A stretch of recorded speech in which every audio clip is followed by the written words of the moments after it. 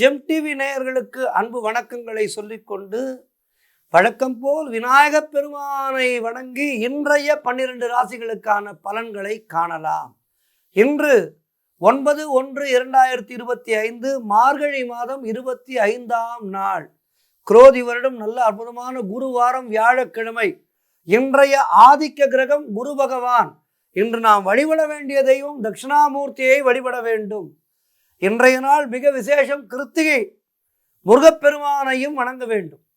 சூரிய உதயம் காலை 6:34 சூரிய அஸ்தமனம் மாலை 5:58 நல்ல நேரம் காலை 10:30 மணி முதல் காலை 11:30 வரை, மாலை 6:30 முதல் 7:30 வரை. இன்றைய ராகு காலம் மதியம் 1:30 முதல் மதியம் 3 வரை.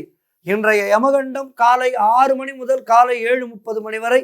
இன்றைய குளிகை நேரம் காலை 9 முதல் காலை 10:30 வரை. இன்றைய சுபகோரை சூரியகோரை நேரம் காலை 8 முதல் 9 வரை. இன்றைய நட்சத்திரம் இன்று மதியம் 3:05 வரை பரணி, அதன் பின்பு கிருத்திகை நட்சத்திரம். இன்றைய திதி இன்று மதியம் 12:03 வரை வளர்பிறை தசமி, அதன் பின்பு ஏகாதசி திதி வருகின்றது. இன்றைய சந்திராட்டம நட்சத்திரம் அஸ்த நட்சத்திரத்துக்கு சந்திராட்டமம். அடுத்து நாம் காண இருப்பது 12 ராசிகளுக்கான பலன்களை. எல்லோருக்கும் இன்றைய நாள் குரு பகவானுடைய அனுகிரகத்தினாலே சிறப்பாக இருக்க பிரார்த்தித்துக் கொண்டு முதலாவதாக மேஷ ராசி அன்பர்களே, இன்று சந்திரன் உங்கள் ராசியிலேயே இருக்கின்றார். உங்களுடைய ராசி அதிபதி செவ்வாய் ராசிக்கு 4ஆம் இடத்திலே இருக்கின்றார். ஆகவே இன்று நீங்கள் நினைத்ததெல்லாம் நல்லபடியாக நடக்கக்கூடிய அற்புதமான நாள். தொழில் மற்றும் வியாபாரத்திலே நல்ல முன்னேற்றம் உண்டாகும். காரிய தடைகள் எல்லாம் விலகி நீங்கள் எடுக்கும் முயற்சிகள் எல்லாம் வெற்றியை தரும். வேலை இல்லாதவர்களுக்கு நல்ல வேலை கிடைக்கும். எதிர்பார்த்த பணம் கைக்கு வரும். நண்பர்கள் மற்றும் உறவினர்கள் மூலம் நல்ல ஆதாயம் உண்டாகும். பொருளாதாரத்திலே மிக திருப்திகரமான நிலை இருக்கும். கடன் பிரச்சனைகள் முற்றிலுமாக தீரும். புதிய முயற்சிகள் வெற்றியை தருகின்ற நாள். அலுவலகத்திலே பதவி உயர்வு, சம்பள உயர்வு போன்றவை கிடைக்கும். உடல் ஆரோக்கியம் திருப்திகரமாக இருக்கும். எல்லா வகையிலும் மேஷராசினருக்கு இன்றைய நாள் அற்புதமான நாள். குரு பகவானை வணங்குங்கள், தட்சிணாமூர்த்தியை வணங்குங்கள், முருகப்பெருமானை வணங்குங்கள். வாழ்த்துக்கள். அடுத்ததாக ரிஷபராசி அன்பர்களே, இன்று சந்திரன் உங்கள் ராசிக்கு 12ஆம் இடத்திலே இருக்கின்றார். உங்களுடைய ராசி அதிபதி சுக்கிரன் ராசிக்கு 10ஆம் இடத்திலே இருக்கின்றார். ஆகவே இன்று உடல் ஆரோக்கியத்திலே எச்சரிக்கையாக இருக்க வேண்டும். கொடுத்த வாக்கை காப்பாற்ற முடியாத சூழ்நிலைகள் உருவாகலாம். அலுவலகத்திலே வேலை பளு அதிகமாக இருக்கும். பொருளாதாரம் நெருக்கடியாக இருக்கின்றது. சிலருக்கு வீண் விரயங்கள் ஏற்படலாம். தொழில் சம்பந்தமான புதிய கடன் எதுவும் வாங்கக்கூடாது. நீங்களும் கடன் கொடுக்காதீர்கள். சிலருக்கு மேலதிகாரிகளால் நெருக்கடிகள் உண்டாகும். தேவையில்லாமல் மற்றவர்களுடைய விஷயங்களிலே தலையிடவே கூடாது. வீண் வாக்குவாதங்களை எல்லாம் தவிர்க்க வேண்டிய நாள். சிலருக்கு வேலை மாற்றம் உண்டாகும். ஆகவே இன்றைய நாளிலே குரு பகவானை வணங்குங்கள், முருகப்பெருமானை வணங்குங்கள். வாழ்த்துக்கள். அடுத்ததாக மிதுன ராசி அன்பர்களே, இன்று சந்திரன் உங்கள் ராசிக்கு 11ஆம் இடத்திலே இருக்கின்றார். உங்களுடைய ராசி அதிபதி புதன் ராசிக்கு 7ஆம் இடத்திலே இருக்கின்றார். ஆகவே இன்று தொழிலிலே நல்ல முன்னேற்றம் உண்டாகும். உழைப்புக்கு ஏற்ற ஊதியம் கிடைக்கும். கடன் பிரச்சனைகள் முற்றிலுமாக தீரும். எடுக்கும் முயற்சிகள் எல்லாம் வெற்றியை தருகின்ற நாள். சுபகாரியங்கள் நடக்கக்கூடிய அற்புதமான நாள். காரிய தடைகள் விலகும். உடல் ஆரோக்கியத்திலே நல்ல முன்னேற்றம் உண்டாகும். வீடு, வண்டி, வாகன மாற்றம் ஏற்படும். குழந்தைகளால் பெருமை அடைவீர்கள். நண்பர்கள் மூலம் நல்ல அனுகூலம் உண்டாகும். பொருளாதாரத்திலே அசுர வளர்ச்சி ஏற்படும். எங்கிருந்து எல்லாமோ பணம் தேடி வரும். வரவேண்டிய பணம் எல்லாம் வந்து சேர்ந்து விடும். குடும்பத்திலே நல்ல ஒற்றுமை இருக்கும், சந்தோஷம் இருக்கும். ஆகவே இன்றைய நாள் சிறப்பாக இருக்கின்றது. தட்சிணாமூர்த்தியை வணங்குங்கள், முருகப்பெருமானை வணங்குங்கள். வாழ்த்துக்கள். அடுத்ததாக கடகராசி என்பர்களே, இன்று சந்திரன் உங்கள் ராசிக்கு 10ஆம் இடத்திலே இருக்கின்றார். ஆகவே பொருளாதாரத்திலே நல்ல வளர்ச்சி உண்டாகும். அரசு வகையிலே நல்ல ஆதாயம் உண்டாகும். உடல் ஆரோக்கியம் நன்றாக இருக்கும். காரிய அனுகூலம் உண்டாகின்ற நாள். சிலருக்கு உத்தியோக மாற்றம் உண்டாகும். தொழிலிலே நல்ல முன்னேற்றம் உண்டாகும். திருமணம் போன்ற சுபகாரிய பேச்சுவார்த்தைகள் இனிதே முடியும். வீடு கட்ட எதிர்பார்த்திருந்த பெரிய தொகை ஒன்று கைக்கு வரும். அது லோனோ ஏதோ ஒன்று, ஏதோ ஒரு வகையிலே உங்களுக்கு பெரிய தொகை கைக்கு வரும். மனக்குழப்பங்கள் தீரும், கடன் தொல்லைகள் முற்றிலுமாக விலகும். எல்லா வகையிலும் ஏற்றமான நாளாக இன்றைய நாள் இருக்கின்றது. வாழ்த்து. அடுத்ததாக சிம்ம ராசி அன்பர்களே, இன்று சந்திரன் உங்கள் ராசிக்கு 9ஆம் இடத்திலே இருக்கின்றார்.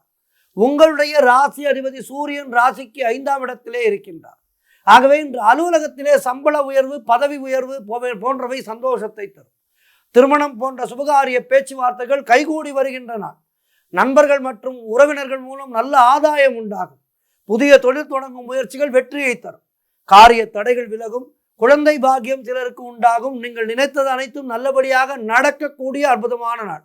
தந்தை வழி சொத்து கைக்கு வரும். தொழில் மற்றும் வியாபாரத்திலே நல்ல முன்னேற்றம் ஏற்படும். உடல் ஆரோக்கியம் சிறப்பாக இருக்கும். எதிர்பார்த்த பணம் கைக்கு வரும்.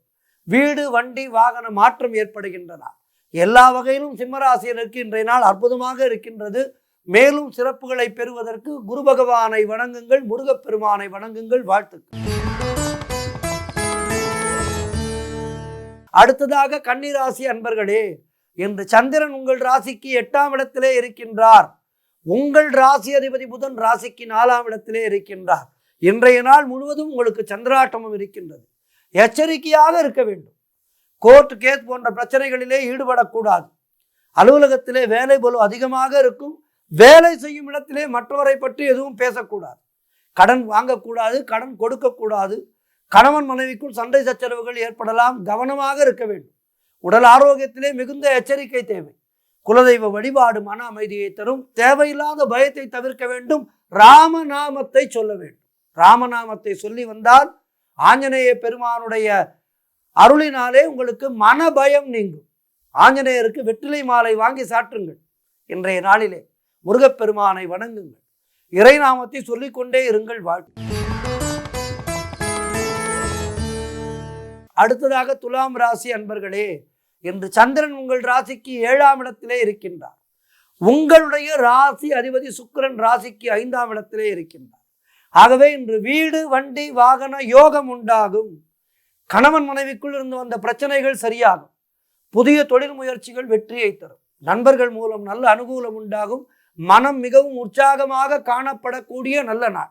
செய்யும் செயலிலே பெயரும் புகழும் கிடைக்கும். சிலருக்கு திருமண பேச்சுவார்த்தைகள் இனிதே முடியும். அலுவலகத்திலே சம்பள உயர்வு, பதவி உயர்வு ஏற்படும். புதிய வேலை வாய்ப்புகள் சிலருக்கு கிடைக்கும். தொழிலில் நல்ல லாபம் ஏற்படும். சுபகாரியங்கள் நடக்கக்கூடிய அற்புதமான நாள். எல்லா வகையிலும் வெற்றி உங்களை தேடி வருகின்ற அற்புதமான நாளாக இன்றைய நாள் இருக்கின்றது. ஆகவே முயற்சிகளை தொடருங்கள், வெற்றி பெறுங்கள். குரு பகவானை வணங்குங்கள், முருகப்பெருமானை வணங்குங்கள். வாழ்த்துக்கள். அடுத்ததாக விருச்சிக ராசி அன்பர்களே, இன்று சந்திரன் உங்கள் ராசிக்கு 6ஆம் இடத்திலே இருக்கின்றார். உங்கள் ராசி அதிபதி செவ்வாய் ராசிக்கு 9ஆம் இடத்திலே இருக்கின்றார். ஆகவே இன்று உத்தியோகத்திலே இருப்பவர்களுக்கு பணியிலே கூடுதல் கவனம் செலுத்த வேண்டிய நாள். கவனச்சிதறல் ஏற்படும். ஆகவே கவனமாக இருங்கள். தொழில் மற்றும் வேலையிலே புதிய முயற்சிகளை தவிர்க்க வேண்டிய நாள். திருமணம் போன்ற சுபகாரிய பேச்சுவார்த்தைகள் சற்று தாமதமாகும். நண்பர்கள் மற்றும் உறவினர்கள் மூலம் நல்ல ஆதாயம் உண்டாகும். உடல் ஆரோக்கியத்திலே எச்சரிக்கையாக இருக்க வேண்டும். குடும்பத்திலே கணவன் மனைவிக்குள் சண்டை சச்சரவுகள் வந்து செல்லும். ஆகவே கவனமாக இருங்கள். வீடு, வண்டி சம்பந்தமான விரய செலவுகள் சிலருக்கு ஏற்படலாம். கூட்டு தொழிலிலே மன வருத்தங்கள் உண்டாகலாம். ஆகவே இன்றைய நாளிலே என்ன செய்ய வேண்டும்? குரு பகவானை வணங்க வேண்டும். ராமநாமத்தை உச்சரிக்க வேண்டும். ஆஞ்சநேயரை சரணடையுங்கள். வாழ்த்துக்கள். அடுத்ததாக தனுசு ராசி அன்பர்களே, இன்று சந்திரன் உங்கள் ராசிக்கு 5ஆம் இடத்திலே இருக்கின்றார். உங்களுடைய ராசி அதிபதி குரு ராசிக்கு 6ஆம் இடத்திலே இருக்கின்றார். ஆகவே இன்று சிலருக்கு குழந்தை பாக்கியம் உண்டாகும். பூர்வீக சொத்திலே இருந்து உங்களுக்கு வரவேண்டிய பணம் கைக்கு வரும். கூட்டு தொழிலிலே நல்ல லாபம் ஏற்படும். கணவன் மனைவியிடையே நல்ல ஒற்றுமை ஏற்படும். புரிந்து கொள்ளுதல் ஏற்படும். சிலருக்கு சுப விரயங்கள் ஏற்படக்கூடிய நாள். பழைய பாக்கிகள் வசூலாகும். உழைப்புக்கு ஏற்ற ஊதியம் கிடைக்கும். கடன் பிரச்சனைகள் முற்றிலுமாக தீரும். சிலருக்கு புதிய வேலை வாய்ப்புகள் உண்டாகும். தொழில் மற்றும் வியாபாரத்திலே நல்ல லாபம் ஏற்படும். நண்பர்கள் மூலம் அனுகூலம் உண்டாகும். எல்லா வகையிலும் இன்றைய நாள் சிறப்பாக இருக்கின்றது. குரு பகவானை வணங்குங்கள், முருகப்பெருமானை வணங்குங்கள். வாழ்த்துக்கள். அடுத்ததாக மகர ராசி அன்பர்களே, இன்று சந்திரன் உங்கள் ராசிக்கு 4ஆம் இடத்திலே இருக்கின்றார். உங்களுடைய ராசி அதிபதி சனி ராசிக்கு 2ஆம் இடத்திலே இருக்கின்றார். ஆகவே இன்று உறவினர்களால் நல்ல ஆதாயம் உண்டாகும். வீடு வண்டி வாகன யோகம் உண்டாகும். தொழிலிலே நல்ல முன்னேற்றம் உண்டாகும். புதிய முயற்சிகள் எல்லாம் வெற்றியை தரக்கூடிய அற்புதமான நாள். குலதெய்வ வழிபாடு அனுகூலத்தை தரும். முன்னோர்களுடைய ஆசீர்வாதம் பரிபூர்ணமாக கிடைக்கும். கணவன் மனைவிடையே நல்ல ஒற்றுமை அதிகரிக்கும். சிலருக்கு தாய் வழி சொத்து கைக்கு வரும். உங்களுடைய காரியங்கள் அனைத்தும் நல்லபடியாக நடக்கக்கூடிய அற்புதமான நாள். திருமண பேச்சுவார்த்தைகள் சுபமாக முடியும். நீங்கள் நினைத்தது அனைத்தும் நல்லபடியாக நடக்கக்கூடிய அற்புதமான நாளாக மகர ராசியினருக்கு இருக்கின்றது. இன்றைய நாளிலே குரு பகவானை வணங்குங்கள், முருகப்பெருமானை வணங்குங்கள். வாழ்த்துக்கள். அடுத்ததாக கும்பராசி அன்பர்களே, இன்று சந்திரன் உங்கள் ராசிக்கு 3ஆம் இடத்திலே இருக்கின்றார். உங்கள் ராசி அதிபதி சனி ராசியிலேயே இருக்கின்றார். ஆகவே சுபகாரியங்கள், அதாவது திருமணம் சம்பந்தமான பேச்சுவார்த்தைகள் இனிதே முடியும். இன்றைய நாளிலே உடல் ஆரோக்கியத்திலே நல்ல முன்னேற்றம் உண்டாகும். கடன் தொல்லைகள் முற்றிலுமாக விலகும். நண்பர்கள் மூலம் எதிர்பார்த்த உதவிகள் கிடைக்கும். தந்தை உறவு வழியிலே நல்ல அனுகூலம் உண்டாகும். கூட்டு தொழிலிலே நல்ல லாபங்கள் வரக்கூடிய நாள். வேலை இல்லாதவர்களுக்கு நல்ல வேலை கிடைக்கும். பொருள் வரவு தனலாபம் அதிகரிக்கின்ற நாள். எடுக்கும் முயற்சிகள் அனைத்தும் வெற்றியாகும். திடீர் அதிர்ஷ்டம் சிலருக்கு தேடி வரும். ஆகவே இன்றைய நாள் மிக சிறப்பாக இருக்கின்றது. மேலும் சிறப்புகளை பெறுவதற்கு குரு பகவானை வணங்குங்கள். வாழ்த்துக்கள். அடுத்ததாக மீன ராசி அன்பர்களே, 12 ராசிகளிலே இறுதியான ராசி. இன்று சந்திரன் உங்கள் ராசிக்கு 2ஆம் இடத்திலே இருக்கின்றார். உங்களுடைய ராசி அதிபதி குரு ராசிக்கு 3ஆம் இடத்திலே இருக்கின்றார். ஆகவே இன்று உங்களுக்கு காரியத்திலே வெற்றிகள் உண்டாகும். என்ன முயற்சி செய்தாலும் அதிலே வெற்றி தேடி வரும். வீடு வண்டி வாகன மாற்றம் உண்டாகும். கூட்டு தொழிலிலே நல்ல லாபம் ஏற்படும். சிலருக்கு எதிர்பார்த்த இடமாற்றம் கிடைக்கும். திருமணம் சம்பந்தமான சுபகாரிய பேச்சுவார்த்தைகள் நடைபெறுகின்ற அற்புதமான நாள். பழைய பாக்கிகள் வசூலாகும். குலதெய்வ வழிபாடு வெற்றியை தரும். மனம் மிகவும் சந்தோஷமாக இருக்கும். கடன் பிரச்சனைகள் முற்றிலுமாக தீரும். பொருளாதாரம் அருமையாக இருக்கின்றது. பிள்ளைகளால் பெருமை ஏற்படும். வாழ்க்கை துணையால் நல்ல மகிழ்ச்சி உண்டாகும். உறவினர்களோடு இருந்து வந்த மன வருத்தங்கள் எல்லாம் தீரும். தொழில் மற்றும் வியாபாரத்திலே நல்ல முன்னேற்றம் உண்டாகும். அலுவலகத்திலே இருந்து வந்த நெருக்கடிகள் குறையும். அலுவலகத்திலே உங்களுடைய கை ஓங்கும். ஆகவே இன்றைய நாள் மீனராசினருக்கு அற்புதமாக இருக்கின்றது. குரு தட்சிணாமூர்த்தியை வணங்குங்கள், முருகப்பெருமானை வணங்குங்கள். 12 ராசிக்காரர்களுக்குமே இன்றைய நாளிலே இதனை செய்ய வேண்டும். குரு பகவானை வணங்கி முருகப்பெருமானை வணங்கி ஏற்றம் பெற வேண்டிய நாள் இன்றைய நாள். 12 ராசியினருக்கும் சிறப்பாக இருக்க பிரார்த்திக்கின்றேன். நன்றி. இன்றைய ஆன்மீக தகவல். இன்றைக்கு நாம் ஆஞ்சநேய பெருமானை பற்றி பார்க்க இருக்கின்றோம். அதாவது செஞ்சொற் பொற்கொல்லன் ஹனுமன் கண்டேன் கற்பினு கனியை, சொல்லின் செல்வனாம் ஹனுமன் அன்னை சீதையை அசோகவனத்திலே கண்டார். அதாவது ஒருவன் எப்படி பேச வேண்டும் என்பதற்கு ஆஞ்சநேய பெருமானை வணங்கி இந்த ராமாயணத்தை படித்தாலே ஒருவன் சிறந்த பேச்சாளனாக மாறிவிடுவார். காரணம், ஆஞ்சநேய பெருமான் அத்தனை அழகாக வினயமாக சீதாதேவியிடம் அற்புதமாக பேசி சீதாதேவியினுடைய மன வருத்தங்களை அகற்றுகின்றார். அதுவே ராவணனிடம் பேசும்போது ராவணனுக்கு ராமனை பற்றிய பயத்தையே உருவாக்குகின்றார். யாரிடம் எப்படி பேச வேண்டும் என்பதை நமக்கு கற்றுக் கொடுப்பது ராமாயணம்.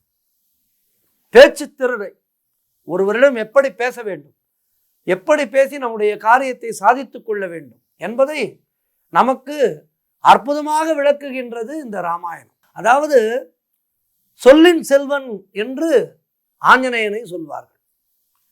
இந்த சொல்லின் செல்வனாம் ஹனுமன் அன்னை சீதையை அசோகவனத்திலே கண்டபின் அந்த செய்தியை எதிர்நோக்கி காத்திருக்கின்ற ராமபிரானிடம் வந்து செய்தியை சொல்கின்றான். அப்படி சொல்லும்போது எடுத்த உடனேயே சொல்கின்றான், கண்டேன் சீதையை. அதாவது ராமபிரான், இதை எத்தனையோ உபன்யாசகர்கள் மிக அழகாக சொல்லி இருக்கின்றார்கள். ராமன் சீதையை காணாமல் தவித்துக் கொண்டிருக்கின்றான். மிகுந்த மனக்கலக்கத்திலே இருக்கின்றான். காரணம், அவன் சீதையை பிரிந்ததே இல்லை. திருமணம் ஆன காலத்திலிருந்து சீதையை பிரியாமல் இருந்தவன் மனமொத்த தம்பதிகளாக வாழ்ந்து கொண்டிருந்த அந்த தம்பதிகளுக்குள்ளே ராவணன் சீதையை பறித்து கொண்டு சென்று ராமனை கலங்க வைத்து விட்டு சென்று விட்டான். ராமன் அப்படி கலக்கத்தோடு இருந்த நேரத்திலே ஆஞ்சநேயன் போய் சீதையை பார்த்து விட்டு வந்து, ஆகவே மிகுந்த மனக்கலக்கத்திலே இருந்த ராமனிடம் சீதையை கண்டுவிட்டேன் என்கின்ற செய்தியை சொல்வதற்காக ஆஞ்சநேயன் வருகின்றான். அப்போது எப்படி துவங்குகின்றான் பாருங்கள். கண்டேன் என்கின்ற வார்த்தையை முதலிலே வைக்கின்றார். கண்டேன் என்று சொல்லிவிட்ட உடனேயே ராமனுக்கு பாதி உயிர் வந்து விடுகின்றது. ஆகா, பார்த்து விட்டான் சீதையை என்பதை புரிந்து கொள்கின்றார். ராமர் அல்லவா? ஆகவே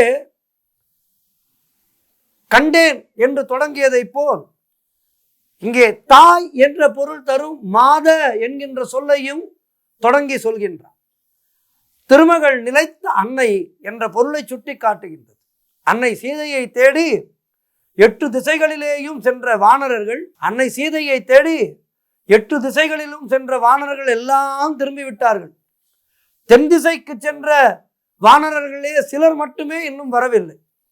திரும்பிய வானரர்கள் யாருமே அன்னையை காணவில்லை. பறவைகளுடைய அரசரும் சக்கரவர்த்தி தசரதனுடைய நண்பருமான ஜடாயு சொன்ன குறிப்புகளின் படியும் சுக்ரீவனும் அவன் நண்பர்களும் கண்ட குறிப்புகளின் படியும் அன்னையை எடுத்து சென்றவன் அவளை தென் திசை நோக்கியே எடுத்து சென்றான் என்பதால் தென் திசைக்கு சென்று இன்னும் திரும்பாத வானரர்கள் நல்ல செய்தியை கொண்டு வருவார்கள் என்று ராமபிரான் ஆவலோடு வானத்தையும் தென் திசையையும் மாறி மாறி பார்த்து கொண்டிருக்கின்றார். நாட்கள் கழிந்து கொண்டிருக்கின்றன. ராமருக்கு மனதுக்குள்ளே கலக்கம் ஏற்படுகின்றது. சீதே சீதே என்று மனதுக்குள்ளே கலங்கி நிற்கின்றார். திடீரென்று எங்கு பார்த்தாலும் ஒரே பரபரப்பு. தென் திசைக்கு சென்ற வானரர்கள் திரும்பிவிட்டனர். அவர்களுக்கு தலைமையேற்று சென்ற ஜாம்பவானும் ஹனுமனும் வருகிறார்கள். அவர்களுடைய முகத்திலே மகிழ்ச்சி தெரிகின்றது. முகக்குறிப்பை பார்த்தே அறிந்து கொள்வான் அல்லவா ராமன்? ஏற்கனவே பொங்கி பிரவாகம் கொண்டு புயல் சின்னங்களை மனதிலே கொண்டிருந்த ராமன் அந்த மகிழ்ச்சிக்குறியை கண்டு மகிழ்ந்து உவகையும் ஆவலும் பிடித்து தள்ள திரும்பி வரும் வானரரை எதிர்கொண்டு அழைக்க முந்துகின்றார். அந்த நேரத்திலே நாம இருந்தால் நாம் எவ்வளவு கஷ்டப்பட்டு கடலை கடந்து லங்கினியை கொன்று குருவுருவம் தரித்து இலங்கையிலே புகுந்து என்னென்னவெல்லாம் செய்து பின்னர் அன்னையை கண்டோம் என்று நம்முடைய பிரதாபங்களை பற்றி நாம் முதலிலே பேசி நாம் பட்ட கஷ்டங்களை எல்லாம் சொல்லி அதன் பின்புதான் சீதையை கண்டோம் என்று சொல்லி இருப்போம். ஆனால் ஹனுமன் தெய்வம் அல்லவா? அவன் சொல்கின்றான். அதனால்தான் சொல்லின் செல்வன் என்கின்றார். அவனுக்கு தெரியாதா எதனை எப்போது சொல்ல வேண்டும் என்று? அவன் தான் பட்ட கஷ்டங்களை எல்லாம் சொல்லவில்லை. அதை அவன் கஷ்டமாகவே நினைக்கவில்லை. ராமருக்கு செய்த மிகப்பெரிய சேவையாக அல்லவா அதனை நினைத்தான். ஆகவே தான் பட்ட கஷ்டங்களை எல்லாம் சொல்லாமல் ஒரே ஒரு சொற்றொடர், கண்டேன் கற்பின கனியே என்பதே. அதாவது சீதாதேவிக்கு எந்த ஒரு அசம்பாவிதமும் நடக்கவில்லை. சீதாதேவி ராமனை மனமுடித்த போது எப்படி இருந்தாலோ அப்படியே இருக்கின்றாள் என்பதை அனைவருக்கு எதிரிலும் சொல்ல வேண்டும். ஆனால் அதனை அழகாகவும் சொல்ல வேண்டும். ராமன் மட்டுமே புரிந்து கொள்ளும் விதத்திலும் சொல்ல வேண்டும் என்பதற்காக மிக அழகாக சொல்கின்றான், கண்டேன் கற்பினுக்கனியை. இந்த வார்த்தையை கேட்டவுடன் ராமனுக்கு மகிழ்ச்சி தாங்கவில்லை. இதுவரை மலை போல் வளர்ந்து வந்த துயரங்கள் எல்லாம் ஒரே நொடியிலே தகர்ந்து போயிடும். அதுபோல் ஒரே நொடியிலே தன்னுடைய துயரங்கள் எல்லாம் தகர்ந்து போய்விட்டதை ராமன் உணர்கின்றான். இனி பயமில்லை, நம்முடைய சீதை நம்மை தேடி வந்து விடுவாள் என்கின்ற ஒரு தைரியமும் சந்தோஷமும் ராமன் முகத்திலே வருகின்றது. ஹனுமன் ஆவலுடன் ஒரே சொல்லிலே ஐயனின் துயரெல்லாம் தீர்த்து விட்டான். சீதையை கண்டேன் என்று சொன்னாலும் சரியாக இருந்திருக்காது. சீதையை என்ற சொல்லை கேட்டவுடனேயே ஐயோ சீதைக்கு என்ன ஆயிற்றோ என்று ஐயன் கலங்க வாய்ப்புண்டு. அதனால் முதலிலே கண்டேன் என்கின்ற பதத்தை போட்டான். அதே போல மாத என்று முதலிலே சொல்லி இருக்கின்றார். அப்புறம்தான் சமஸ்த ஜெகதாம் என்று சொல்கின்றார்கள். இந்த அடுத்த கேள்வியாக சீதை நலமா என்று கேட்பதற்கும் சுருக்கமாக கற்பினு கனியை என்ற சொல்லால் சொல்கின்றார். செஞ்சொற் பொற்கொல்லன் ஹனுமன், அன்னை நலமே என்பதும் அவள் கற்பினுக்கு எந்த விதமான இடையூறும் ஏற்படவில்லை என்பதையும் இந்த சொல்லின் மூலம் மிக அழகாக சொல்லிவிடுகின்றான் ஹனுமன். அதன் பின்னரே நடந்த எல்லாவற்றையும் ஆறு அமர இருந்து பேசி தெரிந்து கொள்கின்றார்கள் அனைவரும். ஆகவே சிறப்பாக பேசுவது எப்படி என்பதை நாம் அறிந்து கொள்ள வேண்டும் என்றால் கம்பராமாயணத்தை படித்தாலே போதும். கம்பராமாயணத்தை படித்தால் நாம் இந்த உலகியல் வாழ்விலே எப்படி வாழ வேண்டும், யாரிடம் எப்படி பேச வேண்டும், எப்படி நம்முடைய காரியங்களை சாதித்துக் கொள்ள வேண்டும் என்பதையெல்லாம் நாம் அறிந்து கொள்ளலாம். ஆகவே ராமாயணமும் மகாபாரதம் நமக்கு இரு கண்கள். இந்த இரு கண்களிலே நாம் உலகத்தை பார்க்கலாம். உலகத்திலே வாழ்வதற்கான மிகச்சரியான வழியை நமக்கு சொல்வது ராமாயணமும் மகாபாரதம். இவை நம்முடைய பொக்கிஷங்கள். மீண்டும் நாளை சந்திக்கின்றேன். நன்றி, வணக்கம்.